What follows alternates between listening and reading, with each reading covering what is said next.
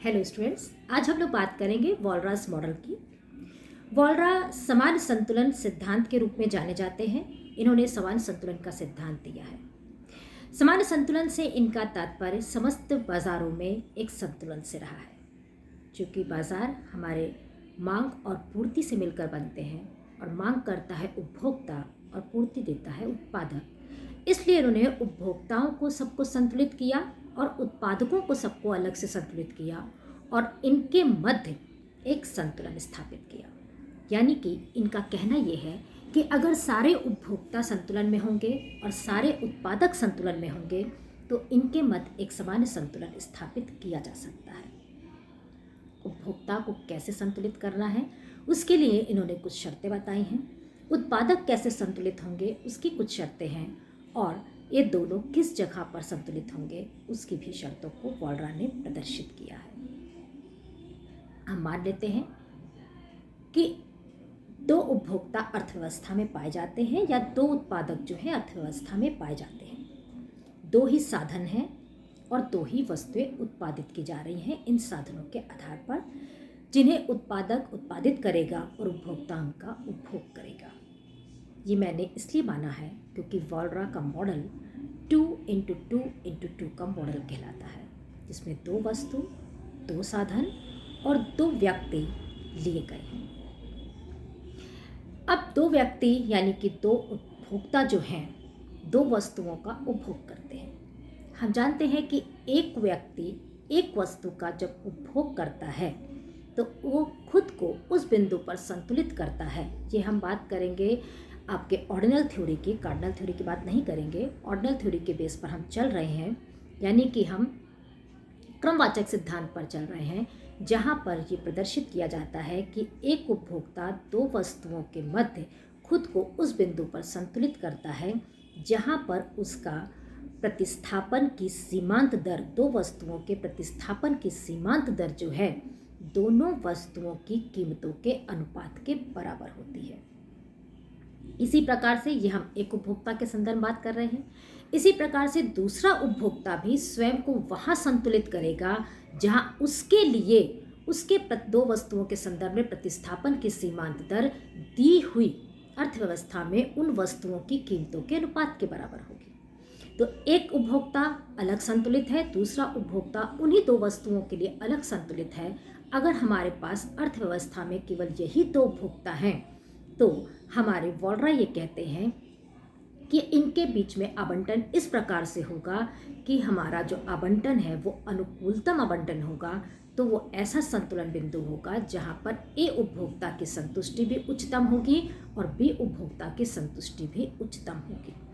ऐसा बिंदु आपके वॉलरा के अनुसार वो बिंदु है जहाँ पर दोनों उपभोक्ताओं के प्रतिस्थापन की सीमांत दर आपस में बराबर हो जाती है। चूँकि एक उपभोक्ता वहाँ संतुलित है जहाँ उसके लिए दो वस्तुओं के मध्य प्रतिस्थापन की सीमांत दर उन दोनों वस्तुओं की अर्थव्यवस्था में दी हुई कीमतों के अनुपात के बराबर है। तो इसका तात्पर्य ये हुआ कि दोनों उपभोक्ताओं के जब प्रतिस्थापन की सीमांत दर आपस में बराबर होगी तो उस जगह पर अर्थव्यवस्था में उन वस्तुओं की कीमतों का अनुपात भी इनकी प्रतिस्थापन की सीमांत दर के बराबर होगा। ऐसे बिंदु को आपके वॉलरा जो है उच्चतम बिंदु कहते हैं या अनुकूलतम बिंदु कहते हैं। इसी प्रकार से उत्पादक के संदर्भ में उनका मानना है कि उत्पादक वहाँ पर संतुलित होगा जहाँ पर वो दो साधनों का आवंटन अनुकूलतम रूप से कर लेता है और जब इन दिए हुए अनुकूलतम साधनों से वो दो वस्तुओं का उत्पादन करता है तो वो भी अनुकूलतम बिंदु पर होता है। वॉलरा के अनुसार आपके साधनों का अनुकूलतम आवंटन जो है दो उत्पादकों के मध्य उस बिंदु पर होगा जहाँ पर इनके प्रतिस्थापन यानी कि जो साधनों के प्रतिस्थापन, जिसे कि हम तकनीकी प्रतिस्थापन की दर कहते हैं, तकनीकी प्रतिस्थापन की सीमांत दर जो है वो इन दोनों साधनों के कीमतों के, यानी कि उनकी, अगर हम दो साधन में एक श्रम और पूंजी को ले रहे हैं तो श्रम की कीमत आपकी होती है मजदूरी दर और पूंजी की कीमत होती है ब्याज दर, इनकी कीमतों के अनुपात के बराबर हो जाएगी।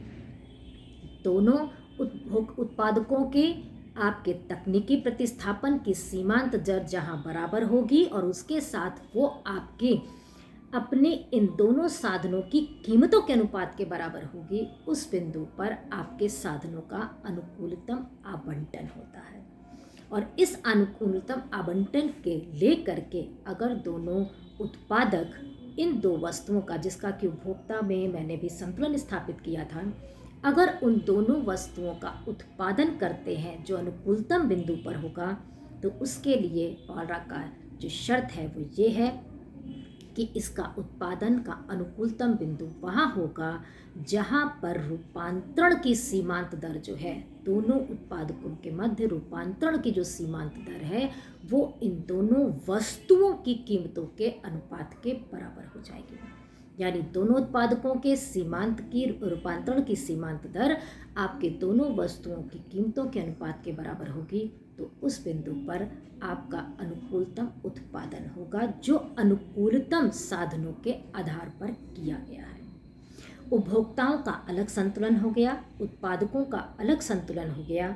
इन दोनों के मध्य जब संतुलन स्थापित होगा तो वो आपके सामान्य संतुलन को प्रदर्शित करेगा। अब ये कैसे होगा, उसके लिए जो शर्त बताई गई है वो ये है कि जहाँ पर रूपांतरण, जो कि दोनों उत्पादक के रूपांतरण की सीमांत दर अनुकूलतम बिंदु पर है, अगर वो रूपांतरण की दर आपके उपभोक्ताओं के प्रतिस्थापन की सीमांत दर के बराबर हो जाती है, यानी कि सारे चर एक बिंदु पर आ जाते हैं, तो वो बिंदु सामान्य संतुलन का बिंदु होगा।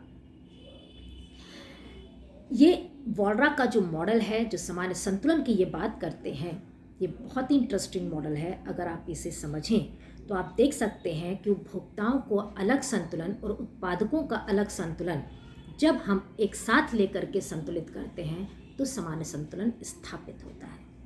ये एक बात है कि हम उपभोक्ताओं की संतुष्टि को माप नहीं सकते हैं, क्योंकि संतुष्टि जो है वो मनोवैज्ञानिक होती है, उसे उसका मापन संभव नहीं है, इसलिए उसका क्रम लेकर चला जाता है। ऑर्डर थ्योरी के रूप में हम इसको लेकर चलते हैं कि ये बड़ी है या कम है, एक की तुलना में दूसरे की कम है या ज़्यादा है, अधिक है या कम है, इस रूप में से प्रदर्शित करते हैं।